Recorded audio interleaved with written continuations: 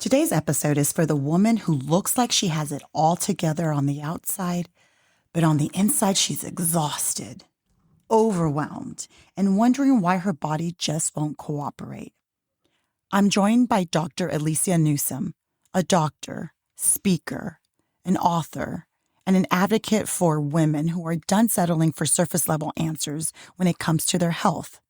Through her own journey of burnout, health struggles, and rebuilding her life, she's become a powerful voice, helping women uncover the root causes behind what they've been told is quote-unquote normal, but isn't. In this conversation, we're getting real about hormones, stress, high-performance burnout, and what it actually looks like to become powerful in your body again. Because, let's be honest, too many women are surviving instead of thriving and calling it success. If you've ever felt dismissed, disconnected from your body, or like you're running on empty, trying to keep up with your life, this episode is going to speak directly to you. Let's get into it. Hi, I am your host, Leonette Talley, and you are listening to Virago 24/7. Virago is Latin for female warrior, and 24/7 is for all day, every day. Virago 24/7 is a weekly podcast that brings diverse women together to talk about life and our experiences in this world. We share our views on self-love, mental health, marriage, children, friendships, and really anything that needs to be talked about. Here, you will find everyday growth, everyday healing with everyday warriors. Just give me my space to move. 'Cause it's my thoughts, what I want, and I want what I want. You ready? Think so. Yeah. We got this. We've got this. You've been on TV and everything. This is just a little podcast over here out of Georgia. So Georgia, which I love. I know. You said you were here for 12 years? Mm-hmm. I just hired a new team member. She lives in Georgia. Yeah? What part? Just in Atlanta. Atlanta. In Atlanta. Yeah, nice. Well, today, guys, we have Dr. Alicia Newsome. And man, I was reading a lot about you. You're a doctor, obviously, an international speaker. You are a best-selling author. You are an advocate for women. You're a trainer. You're a coach. I read all these things. And so welcome. I can't wait to get into it and see what knowledge you can give us today. Thank you. I'm just a regular person. Really? Nah, you have a lot of titles. So let's start with your medical background. Let's start with why you got into medicine. I was reading, I think you have, you do have a YouTube on your website that I listened to, and it kind of gives your background and your history with your medical issues. So let's start there. Okay. Well, my journey into really functional medicine, because that's where it really took the turn, was when my kids were both in diapers. I had a 2 and a 3-year-old, and I was exhausted all the time. I had just had, 2 babies back to back, and I was leaving a very volatile marriage. So I was just stressed out. I was seeing patients in private practice, and I would go to work all day, come home, pick the kids up from daycare, feed them, and want to get them in bed so I could go to sleep. Like mama needed to go to sleep. And on the weekends, I may head to a friend's house, but as soon as I sat down on the couch, I would fall asleep. I ended up meeting a functional medicine doctor who ran some advanced lab tests on me to help figure out what was going on with me, because I had low energy. I had this neck pain, back pain. I had irregular periods, all types of different kind of issues going on. And ended up finding out what was going on with me and was able to reverse everything, all without drugs or surgery. And I was able to get my energy back, my menstrual cycles regulated, but more importantly, I got my life back. It's hard when you don't have energy to get through the day, or it's 2:00 and you're like, I gotta get some coffee, Starbucks run, all of those different types of things. So it was really impacting me on being a good mom, being a good friend, progressing in my career, all the things. So that's where my career changed, where I started doing things more from a functional medicine standpoint. And then at that time, I also, because, us as entrepreneurs, we're always doing a lot. Um, I launched another business where I was doing consulting work in the pharmaceutical industry. So the areas that I worked in were fibroids, endometriosis, women's health, infectious disease. And I did that for many, many years. And I had always told myself, well, once I get myself together, I'm going to go back and open up another practice doing functional medicine. And I launched this practice 5 years ago. So I've never heard of functional medicine. What does that mean exactly? Yeah. So functional medicine, think about it this way. If you get a headache, and let's say you take some Tylenol or Advil or Motrin, whatever your favorite thing is to take, you take that and your headache goes away most times, unless there's other things going on. Your headache goes away. Your headache did not go away because you had a Tylenol deficiency. It's not because your body was lacking that. So in functional medicine, what we do is we look underneath the surface to see what's really going on, what's causing the headache or the brain fog or the low energy or issues with your period. And we resolve those issues without drugs or surgery. What did you do that was helpful for you? What does that look like? Yeah. So I'm a big advocate of test, don't guess. There's a lot of advanced testing out there to find out exactly what's going on inside of your body. Now, this is not going to be the traditional testing that you get from your medical provider during a wellness visit or anything like that. Insurance does not cover these types of tests. It's just a totally different model of care that insurance is not a part of. So we ran advanced lab testing on me looking. Cortisol was one of my main issues. So that's the stress hormones. But we looked at them throughout the day and we looked at them in the urine. You can look at them in the urine or the saliva. If you look at them in the blood, typically they're looking more for pathology, autoimmune, Addison's, Cushing's disease, things like that. But when you're looking at it in either the urine or saliva, you're looking at it more from how are you functioning? So think functional medicine, how is your body functioning? So I did those types of testing. That was a major game changer for me. And there's other types of testing women can do. You can do testing on your gut to see how well you're digesting your food. So imagine eating this healthy, amazing diet, but then your body isn't actually absorbing those nutrients. We can check and see what's going on there. Or some women may have an overgrowth of candida or some type of fungus or bacteria in their gut. We can see all of that. Instead of guessing what type of probiotics you should have, we can see what strains you're actually low in. We can do nutrient testings where we're looking at all of your vitamins, minerals, amino acids, antioxidants. So there's a lot. The thing is in functional medicine is that we can test for days. Yeah. So what I try to do with my clients is we just test what's specifically needed. And I do that through my intake forms and looking at your health history and everything like that. So in functional medicine, there's lots and lots that we can look at. Genetics, all types of lifestyle things. So then if we're not being prescribed medication, so is it in our food, the way we eat? What are the changes that once we find out, okay, this is what the issue is, what's the next step? What treatment? A plan would include targeted supplementation. So instead of guessing, should I be taking magnesium or omegas or ashwagandha, we're able to create very targeted protocols for you. So you're taking exactly what your body needs of supplements. It includes nutrition of what you need to be eating, maybe some things that you need to avoid. Their exercise, what kind of exercise you need to be doing, because not everything's for everyone. Some things could be working against your body and your hormones, depending on what's going on with you. And then the other things would be lifestyle management. I do a lot around stress resiliency because life is going to life, right? Mm-hmm. There's going to be arguments with the spouse. There's going to be stress at work. There's going to be financial things. Kids are going to be kids, whatever it is, your flavor of stress, maybe all of them, and sometimes maybe all of them at the same time. But what I do is I help clients improve their stress resiliency. So what that means is, let's say that you're going whitewater rafting and you're like going down the river, right? And the riverbank's like this wide, and you're like bumping up against the sides, right? You don't want that.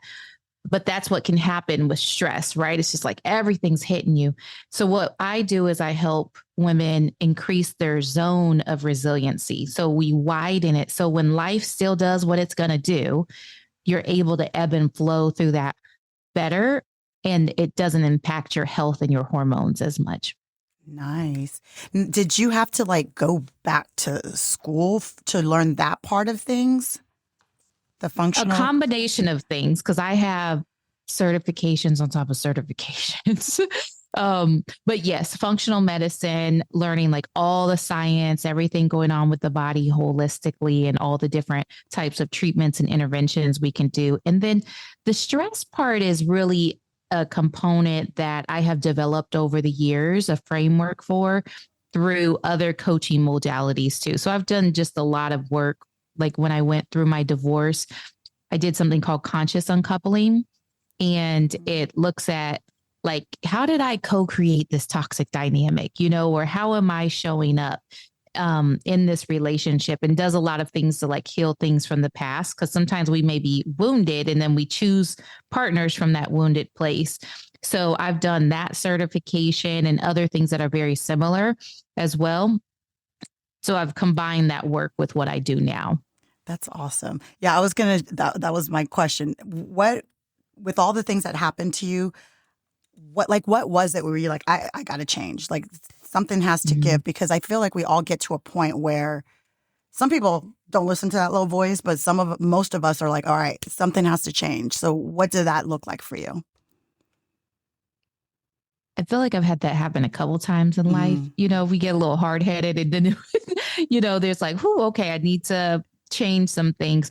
I would say my initial one was when I went through my divorce, though. That was very painful. It just impacted me in so many different ways.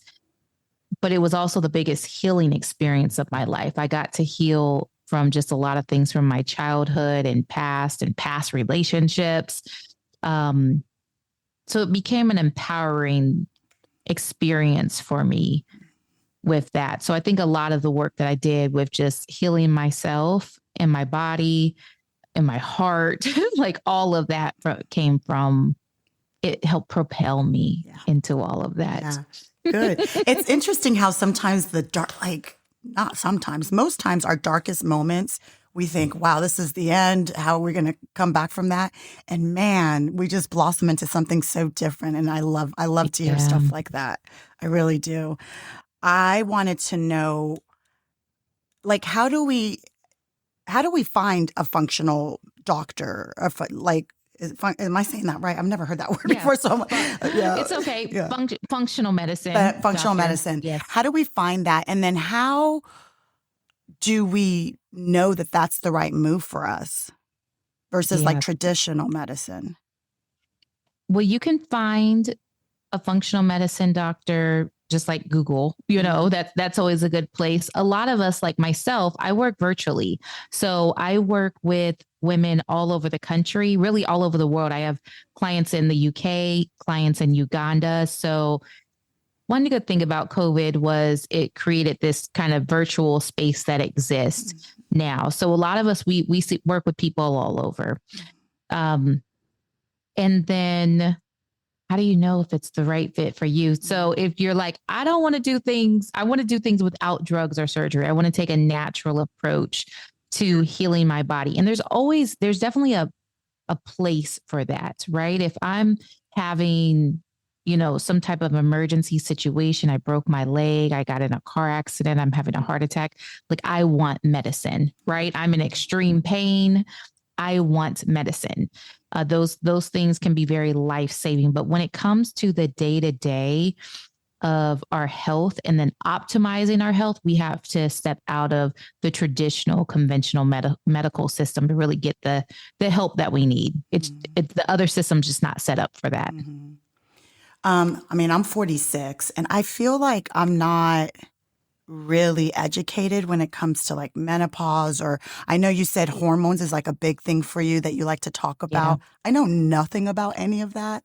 Like, let's talk Yeah. about that because I want to learn about what do I need to pay attention to as I'm getting older? I think one thing to really pay attention to is all the things that pop up that get normalized. Okay. So as we're moving through perimenopause, one, our generation and generations before us were never even educated about our menstrual cycle in general, Mhm. right? That our first day of our menstrual cycles is red blood, not brown, not pink, not spotting, like it's bright red blood, and it should last anywhere from 3 to 7 days, around 5 days. And then from there, we go through what's called a follicular phase, where our body is starting to say, okay, we're going to produce an egg here for you in case you're wanting to get pregnant or not. Mm, But during that time, estrogen's going up, and then we ovulate. And those are the times of the month when we are most outgoing. It's estrogen's great, like our skin is glowing.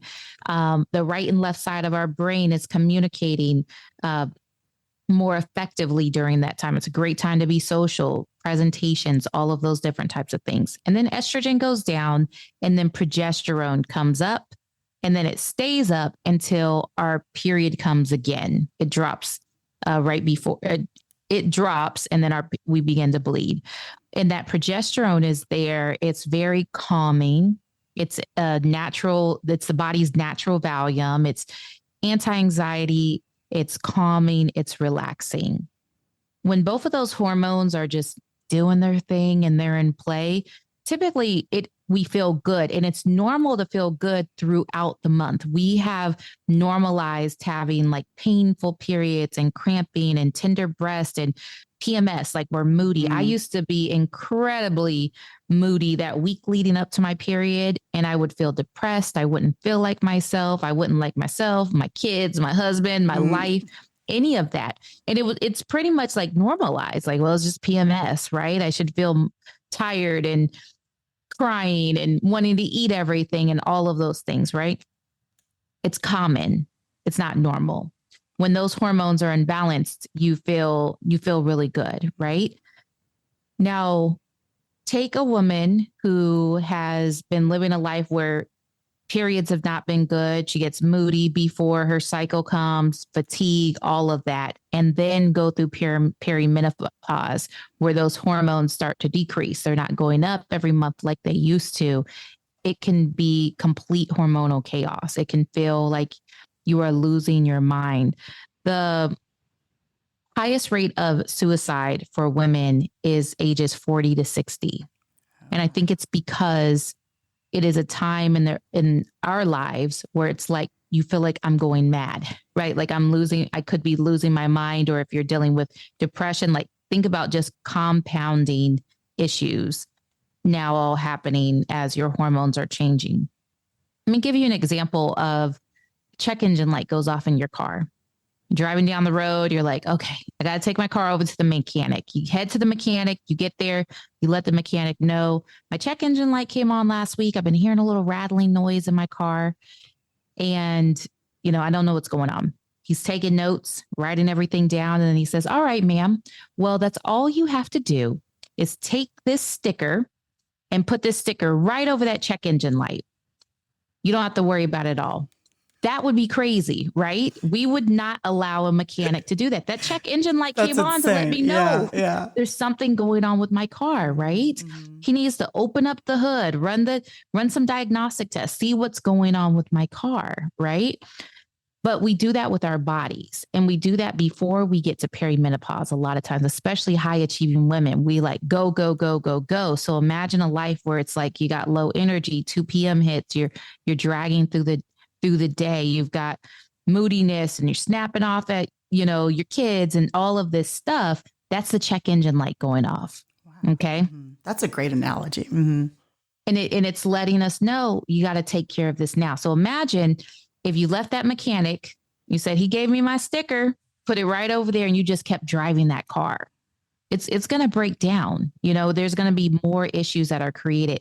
And that's what's happening right now with perimenopause. I think our generation, we are a generation like pushed through. A lot of us are the among the first to like go to college and get, just like move into corporate spaces and do all of these different things where maybe our mothers and grandmothers did not, right? So we just have a different level of compounding stress that we have experienced in our lives, along with not being educated, all while growing up about anything about our menstrual cycles, when we ovulate, what's going on with our cervical fluid, like we're just, it's something we didn't talk about, right? And then we enter perimenopause. The thing is right now, and I'm not completely against it, but HRT is like being passed out like candy, right? It's pretty much like meals. You can go into them, say, give me some hormones, right? A lot of times they're not even looking at your hormones properly, and they're putting women on estrogen or testosterone and all of these different types of things. And maybe I'm on the other side of things where I see women after the fact that are now looking for more natural approaches, and the horror stories I hear about it, right? That can also be Band-Aids, right? It can still be just covering up the symptoms, because there may be other reasons going on behind why you might be, extremely tired or can't sleep at night and all of these things. The other thing is that with my clients and women in general, is that our bodies, when, I have daughters who are 13 and 14 years old. They have their cycles now, but a few years back, they did not. I was not freaking out, and no one in society was freaking out saying they need estrogen. Yeah. Like we've got to get these girls some estrogen, right? It Yeah. is natural that that we go through these seasons in life, and there's a big chunk of our lives where we have menstrual cycles. We're able to produce babies, and then those hormones go down, and we're in menopause.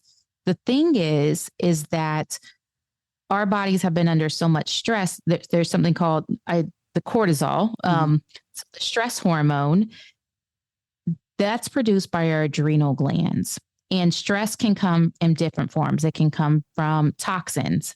That can be biotoxins, living things like mold, fungus, parasites, candida, bacteria, viruses, all of these things. And then there can be external toxins. That can be things in the environment, pesticides sprayed on your food, things in your drinking water, products that you're putting on your skin.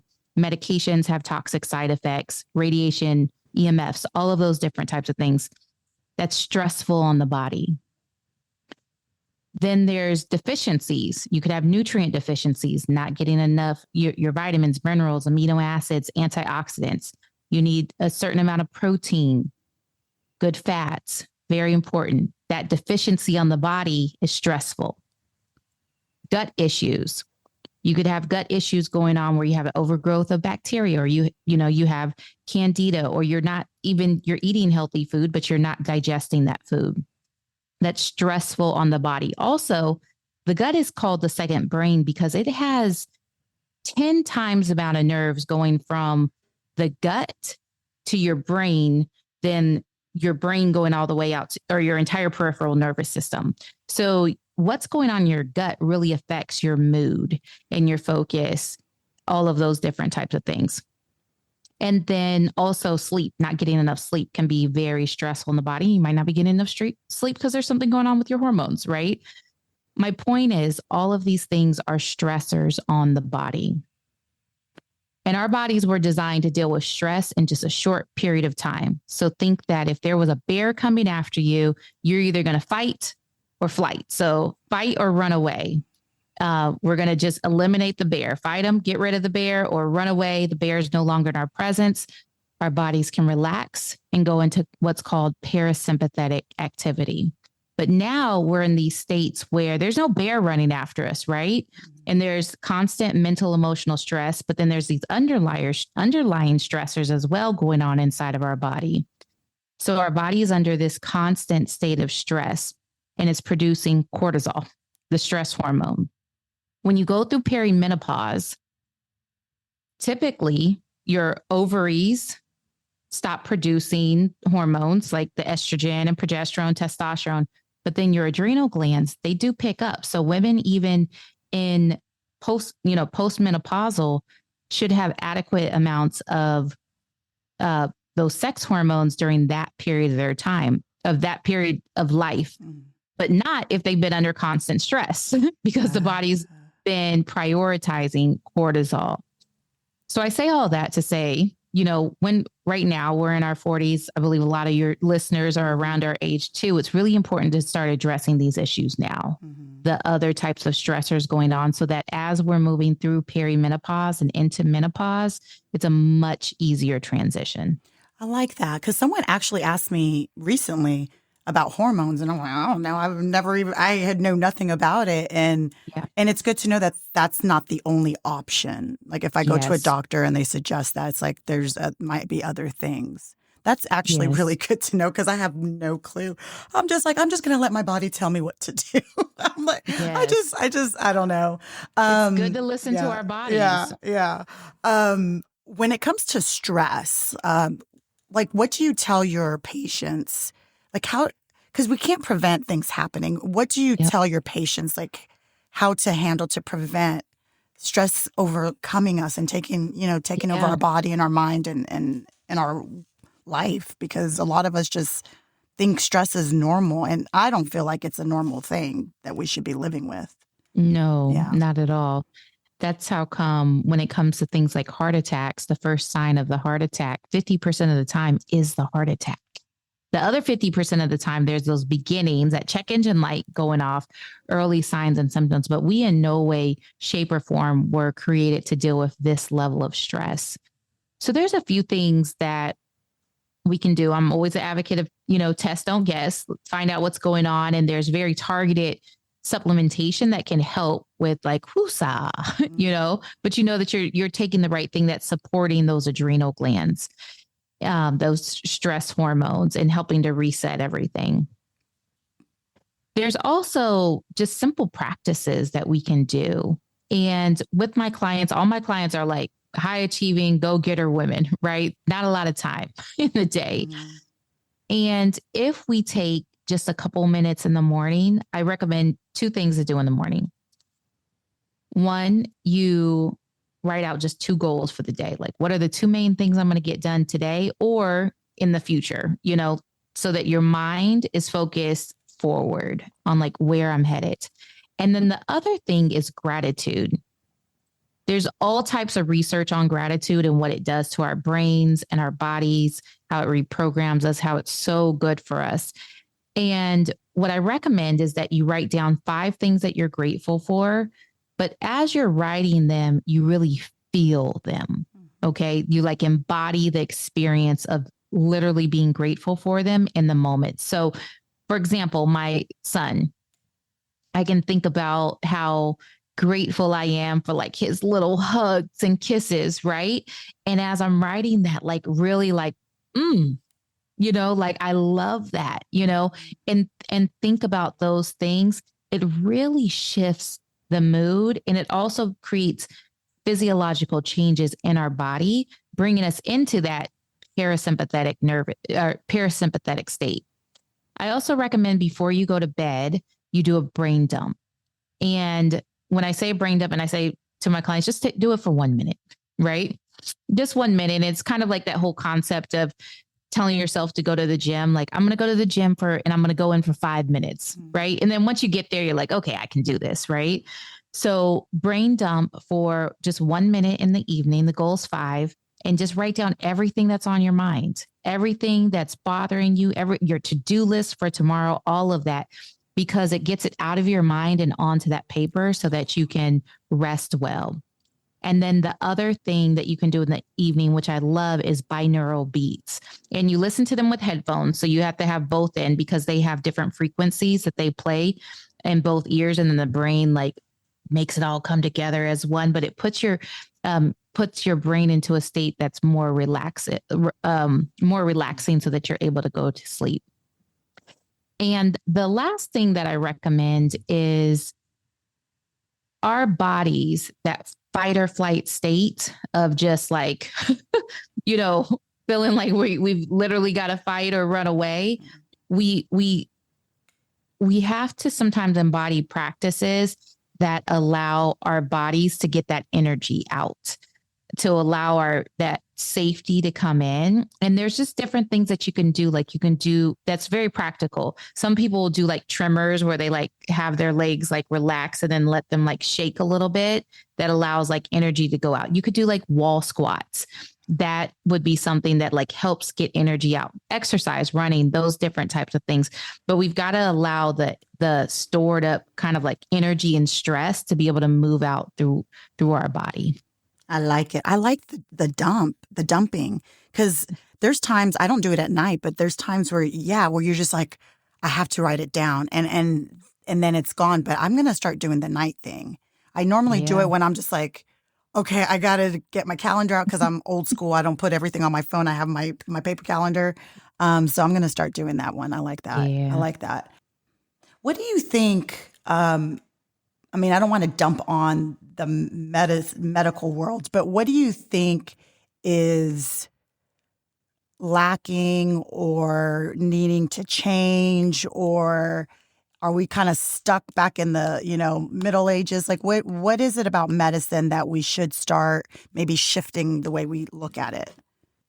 It's kind of like trying to put that square peg into a round hole. It's like we have to step out of it and do something different. It's a lot of times we say that it's a system that's broken, but it's really a system that works really well for those that profit off from people staying sick and without knowledge. And that's not against like doctors or anything like that, like who practice conventional medicine, but it's the system. The United States is only one of two countries in the world that allow pharmaceutical companies to advertise directly to their consumers. Other countries, you have to like go to your doctor and tell them what's going on, and the doctor should like think about what you don't just walk in and be like, I saw this on TV and can I try that? Can I try that one? You know, and we make up less than 4% of the population of the world, but we take over 65% of the medications. Wow. So and there's a lot of profit in there. I have a massive career in pharmaceutical research, and there's a lot of amazing things out there, but it is a for-profit system. It's not, same thing with insurance companies, is for profit. They're not nonprofits. And so there's that part. And then also when it comes to conventional medicine, we're trained to diagnose a disease. So we got to wait till it gets really, really bad. So when it comes to something like diabetes, just looking at A1C or glucose lets you know, like, once you're diabetic or pre-diabetic, right?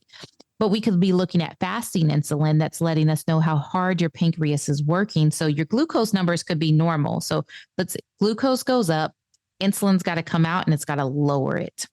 Glucose goes up, got to come out and lower it. And glucose goes up from, sugar, carbs, stress, those different types of things can cause glucose to go up. Insulin's got to come out and lower it. Insulin's a fat storing hormone too. So when it's out a whole lot, it makes it very difficult to lose weight. But here's the thing is that if we look at fasting insulin, your glucose numbers could be great. You're like, my fasting glucose is 86, but it took a whole lot of insulin to get that number down. We know that you're on the verge of diabetes when we look at those numbers being pre-diabetic. And the crazy part is that the CDC stats, we know that 88 million Americans, that's 1 in 3 American adults, are pre-diabetic, and 84% of them don't even know it. Like, that's knowledge that like the CDC knows. Like, we know this amount of people don't even know that they're pre-diabetic. Wow. So it's just not a system to have you set up to win. And like myself, I went, studied functional medicine, got additional certifications, all of these different types of things. When you go to your PCP, even if they want to help you in this way, they don't have the training to be able to do it. And they also, insurance doesn't cover it. So a lot of times they're stuck in like an insurance model, and that's the way their practice runs. And then also, even if they did, they don't have the time to be able to sit and understand all these lifestyles, issues and stressors and things going on in your life. So with me, my clients, typically, there's actually two ways. So, which I'm moving away from because I find it benefits myself and my clients more, is my consultations are like 90 minutes, right? There's a lot to learn and uncover with what's going on inside your body. I have intake forms that when you complete them, you're like, no one's ever asked me any of these questions before about my health or my lifestyle and my body. So it takes time to do these things. And now I have it where my clients, you're just put into a private portal with me and you fill out your forms when it works for you. Because how many people need an extra meeting on their calendar? Yeah. No one. No one needs another meeting. Yeah. So I realized that with myself and my clients. So now you just get put into a private portal with me. You fill out all of your forms, are extremely comprehensive. I follow up, like if I have any follow-up questions, and then I put your plan together for you, like your action plan of exactly what you need to do. And I find that works so much better than even being like, okay, let's schedule a meeting, do all of these different types of things. But all of that takes time and it takes a different type of training to be able to do that. So we'd have to completely revamp our entire medical system to have it be that way. That's really something. Yeah. Last year, my glucose was high, my cholesterol was high, and I'm like, I don't want to be on medication. I don't want to do any of that stuff. So, and I work out too. That's the thing. Like I work out, I'm active. So it gets frustrating when your body isn't doing, like you think you're doing the right things outside of it, and then your body's telling you different. So this is good information. May I say something about cholesterol really quick? Mm-hmm. So with cholesterol, because cholesterol gets a really bad rap, but our bodies actually need cholesterol for building hormones. It's a precursor to all of our hormones.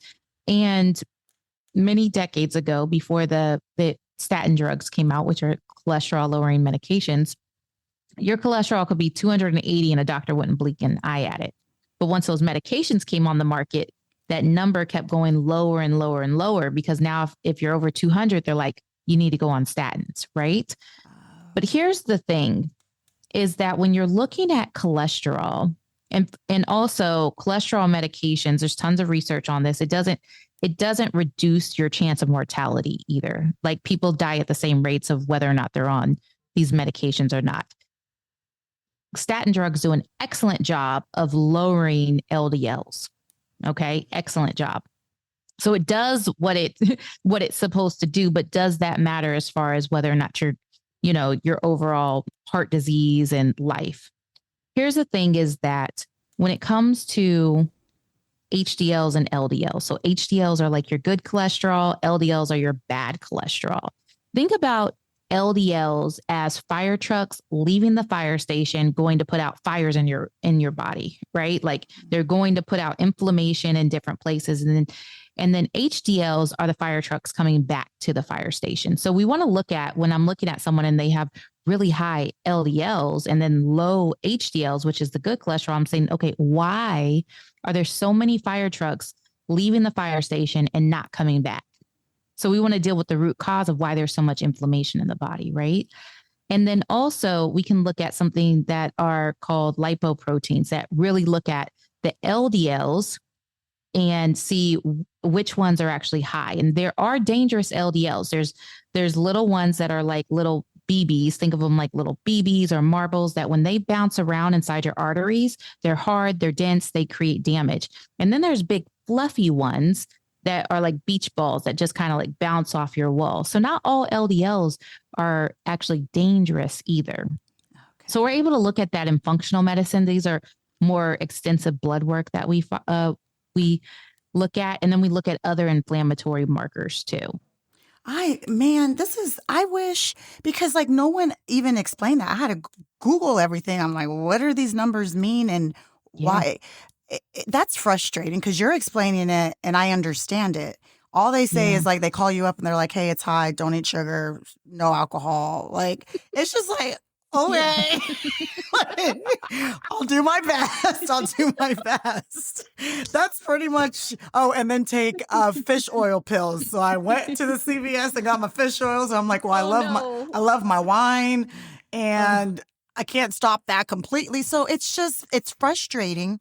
And then my father, he had a heart attack at a young age in his 30s. And then Mm. it ultimately, that's what killed him was his heart. And so I take that stuff seriously. He was Yeah. 52, so young. Yeah. And so anytime it comes to like cholesterol and high blood pressure and all of that, it freaks me out because I've seen Yeah. in my family like what that looks like.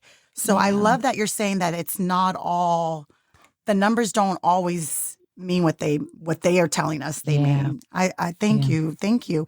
Dang. Yeah. Are there Yeah. more of You're you out there welcome. like that? We need more of you because you're I explaining it beautifully. I plan to do a certification Mm-hmm. later this year, and I've already worked with my lab. So women that go through my program, do my certification, they'll be able to order labs on their clients too. So I'm hoping to multiply Yeah, you myself. should. You need Yes. to. Like really, Yeah. it's very frustrating when you're not Yeah. getting the full picture and the full information. Hmm. I Yep. This is eye opening, like really. And this just Yeah. happened. Cholesterol was always an issue for me, but yeah, last year was like when it was like a big deal, and I was just like, "Oh Yeah. crap, I have to take this Yeah. seriously." But like, no one says anything. Mm-mm. It's just Nope. like I just have to figure this crap out on my own. Yeah. So, like, what are some things like that we can start doing as women to help regulate our hormones and yeah, like what can we do? Or That's is a that even loaded a thing? question. Yeah, or is that even a thing? Like, what can I do? Okay, so let's talk about me. Yeah. High cholesterol, glucose level. I'm 46. I don't even know if I'm in perimenopause. I've been having night sweats. I Yeah. think I am. What can Yeah. I do to really?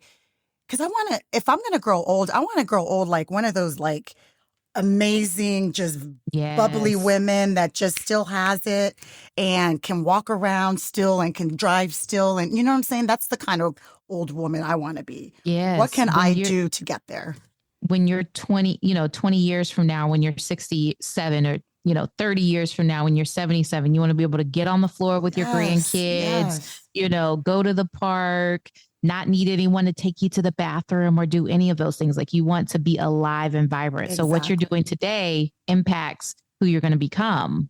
So we want to look back 20, 30 years from now, and that version of ourselves wants to be able to thank who we are now. Like, thank you. Exactly, Thank you for exactly. doing this. Yeah. Yes. So knowing that you have glucose issues, cholesterol, all of those different types of things. One thing that's going to be really important for you is, and we don't even know what your cortisol looks like. So we got to look at that. Mhm. But we want you to start with a savory breakfast. Okay. So no dessert for breakfast. But I don't even Okay. eat breakfast because I don't like to Oh, chew in the mornings. I literally well, don't really eat in the. It depends. It depends. I shouldn't say never, but on a yeah. regular day, I don't really eat breakfast. I know, Okay. but Okay. the 77-year-old version of you wants you to eat Okay. breakfast. We got to eat breakfast. All right. Savory. Yes. Savory breakfast. Savory. So savory is like dessert for breakfast, right? So no like muffins and bagels and croissants and, cereals, all the things we grew up on, right? Pancakes and French toast, none of that. Okay. You can have them later in the day, just not for breakfast. And so savory means protein, at least 30 grams of protein, and then add in some good fats. So whether you're just having like some olive oil that you cooked with or some grass fed butter or did I say avocado? No, And but some I love avocado with that. avocado. Yeah. Okay. So my breakfast really looks like a lunch or a dinner that I have. So sometimes I'll have like lamb and some veggies and some beans for For breakfast. breakfast. Okay. Yes, Fascinating. yes. And Because other cultures eat that way too. they do, Yeah. and they're Yeah. healthier than Mm-hmm. us. They're not Mm-hmm. taking 65% of the medications produced on the planet. That's right. That's right. And they also will say like eat like a king for breakfast, a prince for lunch, and a peasant for dinner. A lot of other cultures will. So they'll have like smaller dinners. Because when you think about food, it's nutrients for our body, it's energy for our body. And we're about to go to bed. We don't need, all this food before Yeah. we go to bed, right? And that disrupts our sleep, all types of stuff. So you really want to have a good breakfast that has good fats in it and protein. And then if you're going to have carbs, have some complex carbs. Like I'll have like brown rice and beans or beans. I love beans. Yeah, They're I great love for beans. cholesterol as Yes. well too. I'm Puerto Rican. We eat a lot, I'm Dominican, and we eat a lot of rice and Yes. beans. Yes, we love our beans. So, Yes. yeah. Yes. So that is great for breakfast with some protein and good fat. And then the main reason is because you don't want to spike your glucose first thing in the morning. Okay. So for those that are listening that might be having, even if it's a Starbucks latte and, a muffin, you're spiking that glucose first thing in the morning, and the body's going to spend all day recovering it. So you're going to be on this up and down roller coaster of like where your body's literally craving, like, okay, I got to get something else now. Right. Mm-hmm. And it just sets you up kind of for failure all day when it comes to eating versus having something savory in the morning. The other thing is if you're skipping breakfast, I don't know what your functional cortisol levels look like, but that could be very stressful on your body. And even though you're not eating, that stress is causing glucose to go up. So it's still causing a glucose spike, which then insulin's got to come out and it's got to lower it. Insulin's a fat storing hormone.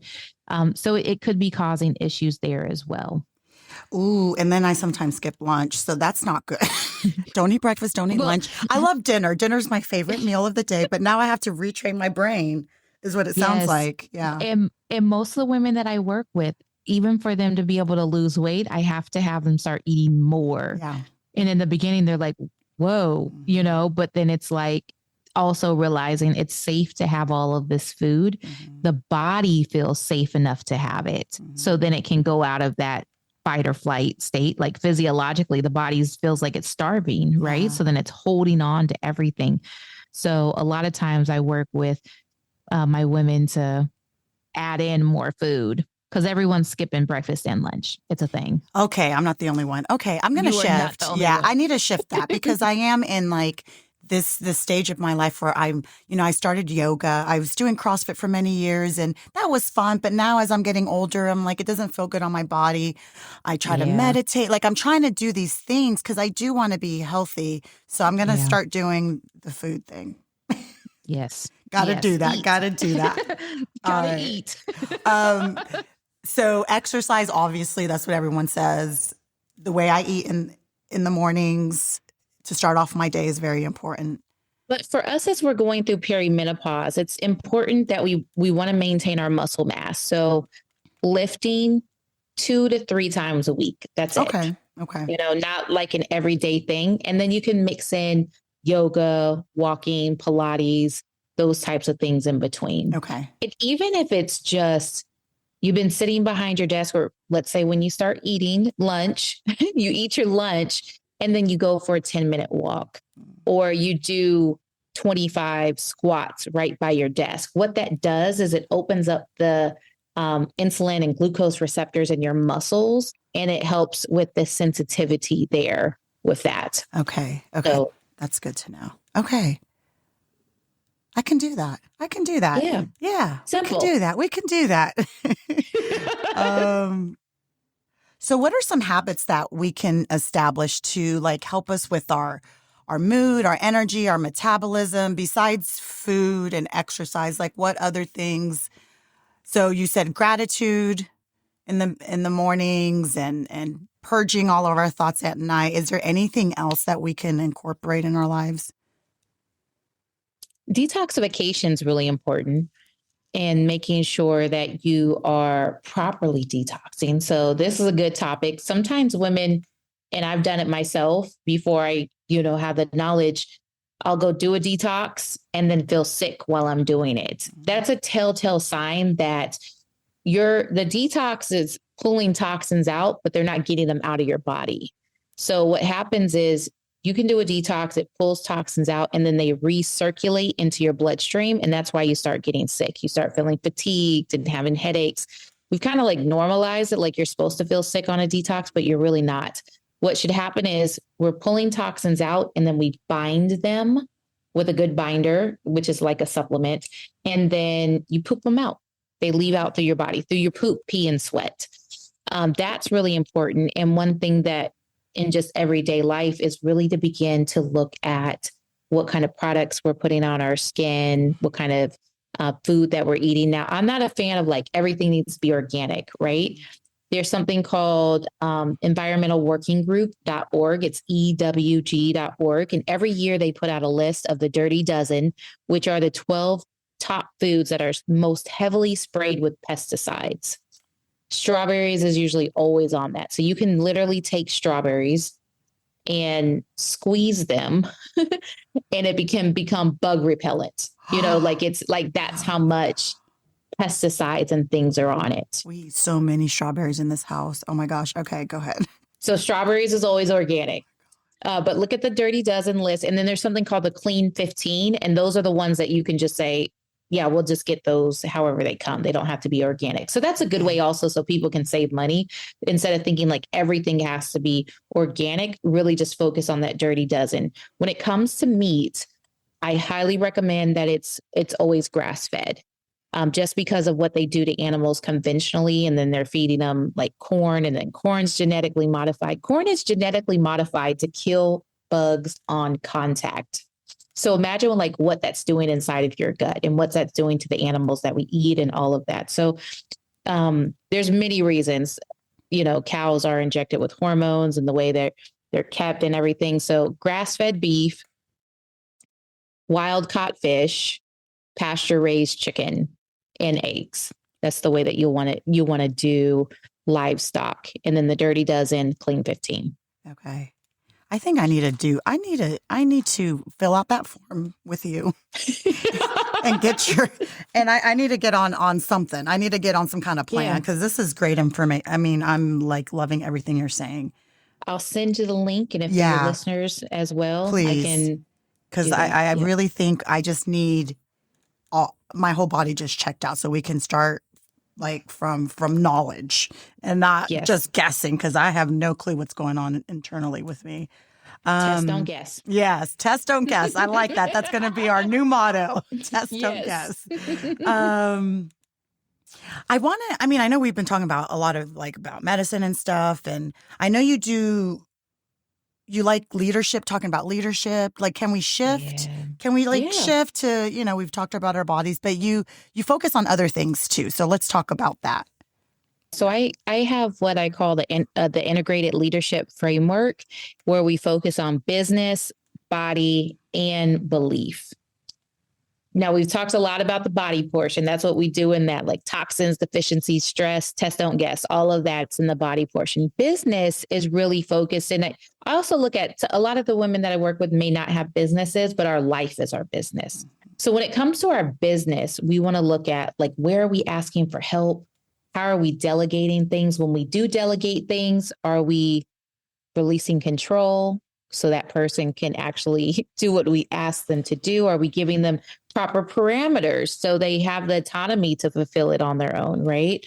When it comes to business, like hiring and firing, I actually enjoy that entire process. So I help my clients with those types of things, like really finding really good candidates. What we do is when we hire, we put a job listing out there and then we take them through a test project. So it's one thing to see something on a resume and someone fills out application questions and says everything the way that, it needs to be said, especially with AI now, we actually take them through a test project, and it's a paid test product. We'll pick 2 candidates at a time and we take them through a project where there may be video components or technical components, depending on the role, to see what they can actually do.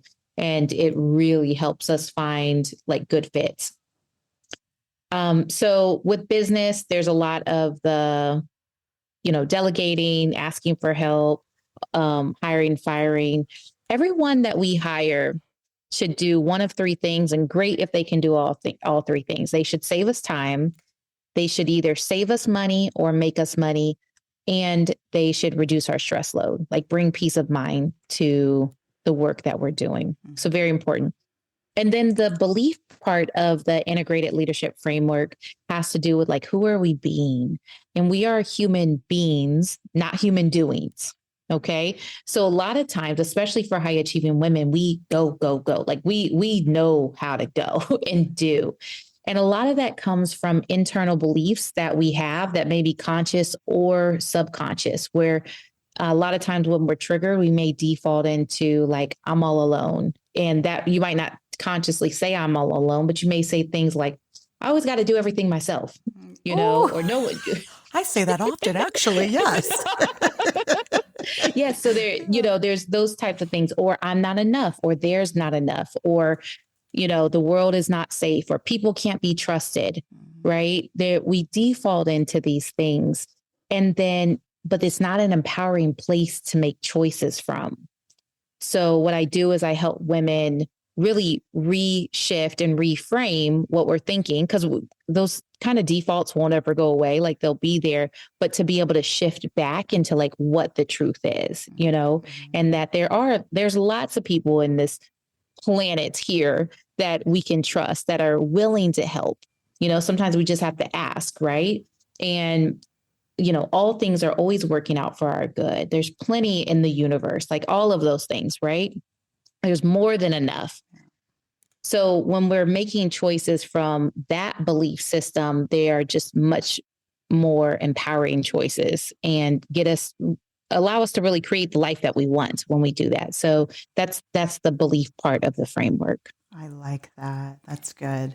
Is there anything else that we haven't touched on that you would want to share that you are able to provide services for? Yes. Yeah. I have a book coming out in the beginning of June. You do? And okay. Yes. And it's called Worthy of Rest, for the woman who's tired of being the strong one. Sounds amazing. Yes. So what do we have to look forward to in that book? So it's a very practical book. It's not very like medical based and everything like that, like saying like why you need to rest and what it does to your body. It's very practical. It talks a lot about the identity work that I just brought up, with where we say like, I got to do everything by myself, those types of things. And then it also talks about the different types of rest. So a lot of times we just think physical rest, like I need a nap, I need to go lay down, I need to go to bed earlier. But there's sensory rest, that if we're behind a computer all day or with screens or work in a place that has really bright lights, we need sensory rest. We may need emotional rest, where there may be something that we haven't processed and grieved, or something that we're angry about, that we need to be able to process. There's spiritual rest that we may need. There's mental rest. There's different types of rest. So I go into the different types of rest, and then how to know if which one you need, and then how you can practically implement them into your day-to-day life. That's wonderful. And what was the title again? Worthy of Rest. And when is it coming out? June. Okay. I got to read all the things to get my mind right. Like, listen, we're going to get you there. Listen, we've been on a long journey. We want to continue on this journey and do it the right way. So, yes, I'll look forward to getting that book. I just did a podcast this morning, and I read her book too. So it's just like when I say I'm going to read it, I'm going to read it. So, yes, because I do like knowledge and information and wisdom, and we can always learn from each other. And absolutely. I do want to, for real, I want to be your client. I like when it comes to my physical, like with my body. So absolutely. Figure out like what's happening and what I can do differently. Yep. 100%. Well, Dr. Alicia Newsome, thank you so, so, so much. You are so welcome. You explain stuff, and I like analogies because you can understand that better. Yeah. For the way my brain thinks, mine is more creative, or like languages, and science is, is one of those things that I'm like, you kind of like gloss over, but the way you explained it is like wonderful. It's like it's a way that I can understand it. So I appreciate that. Thank you. Doctor means teacher. Yes. But not everybody, wears that hat the way they should. Because my husband's a dentist. He's a doctor, and he loves to teach. Loves it. But I found that not all dentists are created equal. So just because you have that doctor in front of your name doesn't mean that we need to seek your wisdom, knowledge, or teachings, So, no, good for you. Good for you. I appreciate you coming on. I really do. Thank you so much for having me. Thank you so, so much. Yes, and, thank you. On a private level, you and I will be talking, and hopefully we can figure it out. I'll send you that link. Okay, that's wonderful. Thank you so much. I appreciate it. Yeah, I appreciate you too. All right. This is good. Yeah, this was good. You asked me some good questions. Really? Well, I was like, okay, what can we ask to get, and selfishly, I want to know for myself. So what questions pertain to me You're in my life? You're like, well, my cholesterol's high and my glucose. She's like, what do I need to do? Let's get a free consultation while we're on this podcast. Let's see what we can do. But it can help other people. Exactly. Exactly. Yeah. Yes. All right. We'll be talking soon. I'll leave you all with this. Your body is your home. Strengthen it with movement. Feed it with love. Recharge it with rest. Treat it with kindness. Honor it daily. Thank you so much for listening to Virago 24/7. If you haven't done so already, go ahead and hit that subscribe button and please give us 5-star ratings. Also, don't forget to follow us on Instagram at Virago24_7 and on Facebook at Virago24/7. And just connect with us and share your story. We'd love to hear from you.